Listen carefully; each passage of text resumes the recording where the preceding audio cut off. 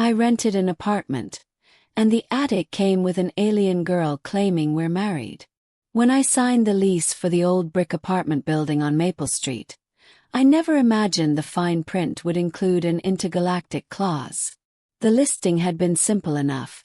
Cozy two-bedroom apartment with attic, perfect for quiet living. I was desperate for a place after months of cramped dormitories and overpriced studios, so I didn't read too closely. The first night was ordinary. I carried boxes up the creaky stairs, unpacked my meager belongings, and admired the slanted beams of the attic. Sunlight streamed through a small circular window, making dust motes dance in the air. It was perfect, quiet, isolated mine.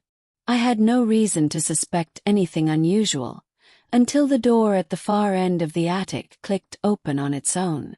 First I thought it was the wind. Then I saw her. She stood barely 5 feet tall, with shimmering silver hair that seemed to float like liquid metal. Her eyes glowed faintly, violet and impossibly deep, reflecting a light that didn't exist in the room. She wore a form-fitting suit that changed color subtly with every blink, and she tilted her head at me, smiling. "You must be my spouse," she said, her voice melodic but unmistakably commanding. Froze. "Excuse me. I am Vela. We are married," she said, stepping forward. Her hand extended in a gesture that clearly expected me to respond.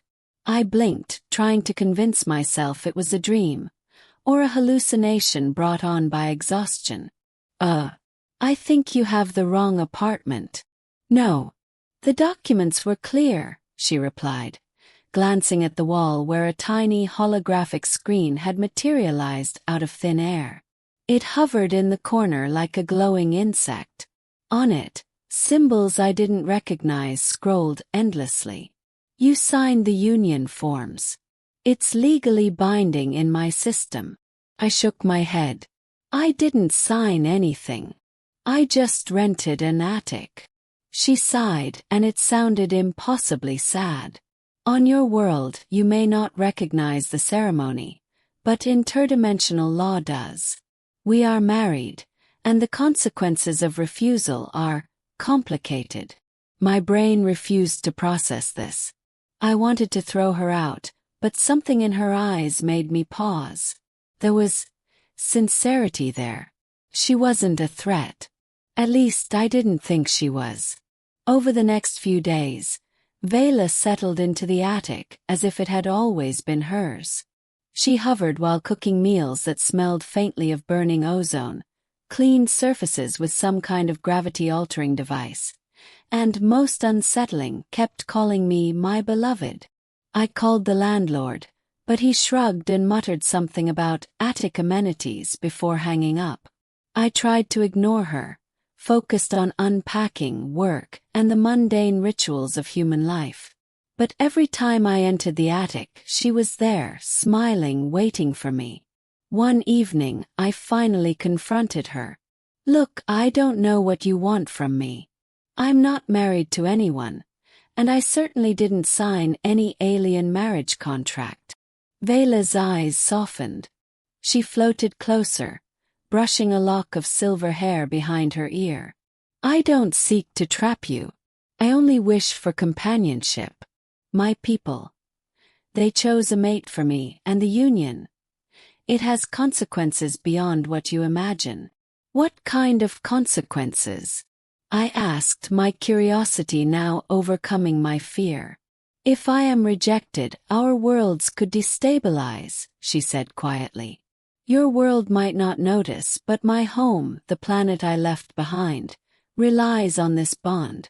Without it, my society's energy matrix collapses, potentially triggering a cascade across our sector." I laughed nervously.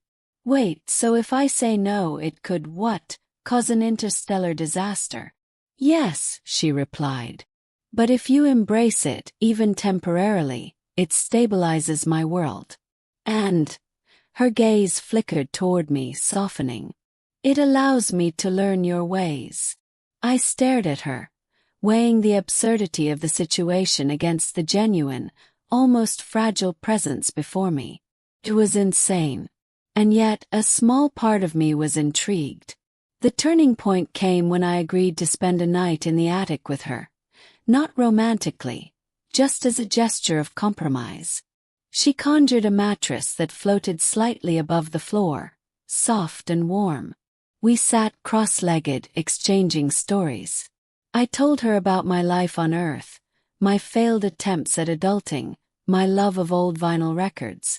She shared memories of her crystalline cities, of energy beings that communicated in vibrations, and of sunsets that were literally made of flowing light.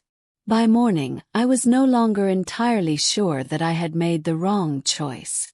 Vela had a quiet wisdom, a strange kindness, and a humor that was utterly alien yet somehow familiar. And when she reached for my hand, it felt natural. Over the next week, I reluctantly accepted her presence. The apartment transformed. The once creaky attic became a vibrant space, illuminated with floating orbs of light. I learned to cook interstellar cuisine, to adjust to her gravity fields, and even to converse in a few phrases of her language. In return, she learned about coffee, the joy of late-night television, and the human obsession with cats. Then came the day the holographic screen appeared again. Vela glanced at it and nodded solemnly. "It's time," she said. "For what?" I asked. "To formalize our union in a way that your world understands," she replied. I laughed nervously. "So, a human wedding?" "Yes," she said, smiling. "But small. Just us. And then the choice is yours.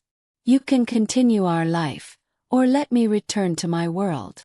The ceremony was bizarre and beautiful. We stood in the attic, under shimmering lights that Vela conjured from nothing, surrounded by the soft hum of alien energy. I repeated the words she taught me, clumsy in pronunciation but sincere.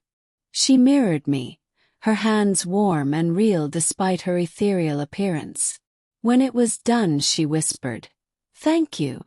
Whatever you choose next, know that you saved many worlds today." I stared at her, heart racing. And for the first time I didn't feel trapped or terrified. Felt curious, and maybe even happy. I guess. "I'm married now," I said, smirking. She laughed, a sound like wind chimes and stars. "Yes. And perhaps in time, you'll realize it's more than just paperwork." Weeks passed. Vela and I adapted to an unusual but harmonious life. We cooked together, explored the city, and sometimes late at night we floated above the attic floor, talking about galaxies I couldn't yet imagine. I hadn't expected to find companionship in an attic, let alone an alien companion who claimed we were married. But somehow, it felt right. The apartment listing never mentioned intergalactic spouses, of course. But the fine print, I realized with a quiet laugh, had been exactly what I needed. And maybe, just maybe, I didn't mind being married to an alien girl who made my life feel infinitely larger than I'd ever imagined.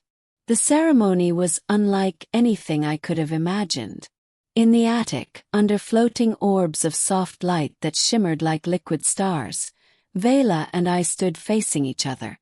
The air hummed with a quiet energy, subtle but alive, and for a moment, I forgot the absurdity of it all. She held my hands, and despite her ethereal glow, her touch was warm and real. "You're sure about this?" I asked, my voice trembling with a mix of fear and excitement. Vela smiled, her violet eyes glowing softly. "Whatever your choice, you've already saved my world. But I hope you'll stay."